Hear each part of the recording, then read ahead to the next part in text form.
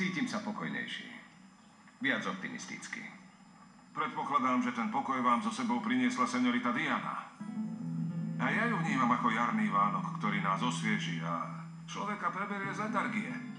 Tobias, Diana sem prišla pracovať s Pablom. Nie okolo haciendy. Je to jasné? Absolútne, patron. Spokojný? Výborné. Dobre? Áno?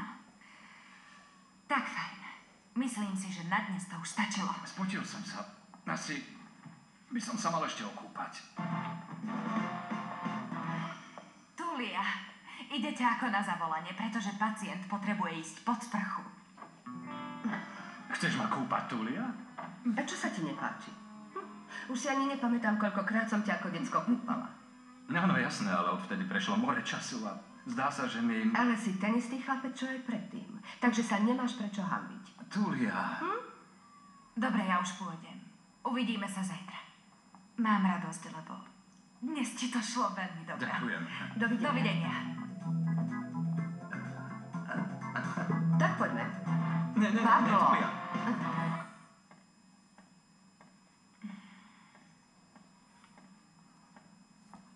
Diana. Dobrý večer. Už si začala s Pablom cvičiť však. Ako vám to ide? Dobre. Zo začiatku bol trochu vzdorovitý, ale teraz už pekne spolupracuje a ide mu to super. Asi by som sa ti mala poďakovať. Za všetko, čo robíš pre môjho brata. Robím to pre ňa s veľkou radosťou. Naozaj nič za to neočakávam. Ale v každom prípade prijímam tvoje poďakovanie. Nie, nerobím to preto. My dve sme nezačali najlepšie. Súhlasíš so mnou však?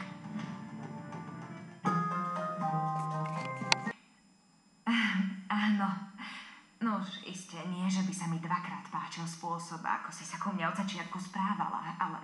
Správala som sa ako hlúpaňa. Nie. Správala si sa tak, ako si to cítila a...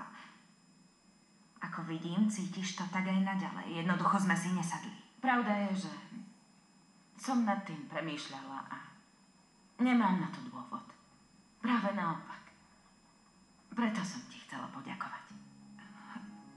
Elena, ak je tu niekto, kto by sa mal poďakovať, som to ja.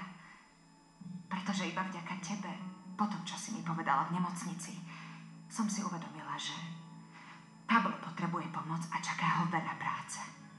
Diana, ozaj ti na Pablovi záleží? Aj keď tomu neveríš, mám ho veľmi rada. Teda, samozrejme, že nie tak, ako by si to želal, ale vždy môže počítať s mojim priateľstvom a podporou, kedykoľvek. V tejto chvíli si jediná, kto ho môže dostať z tej postele, Diana. Vieš o tom však? Neviem, nie som si taká istá, ale môžem ti slúbiť, že sa budem snažiť. Môžeš byť pokojná. Nenechám ho v tom samého. Niekým sa nepostaví z postele. A čo sa týka otca, chcela som ti povedať, Elena, že... Elena, vieš, naozaj by som o tomto s tebou nechcela hovoriť. Ak ťa trápi to, čo bude medzi tvojim otcom a mnou, môžeš byť pokojná. Medzi tvojim otcom a mnou nikdy k ničomu nedôjde. Nikdy viac.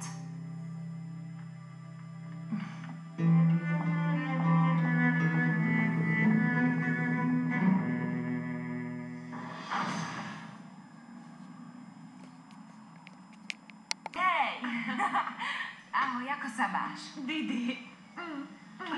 Konečne. Som rada, že ťa vidím. Čo tu vlastne robíš? Prišla si za Pablom? Pomáham mu s terapiou.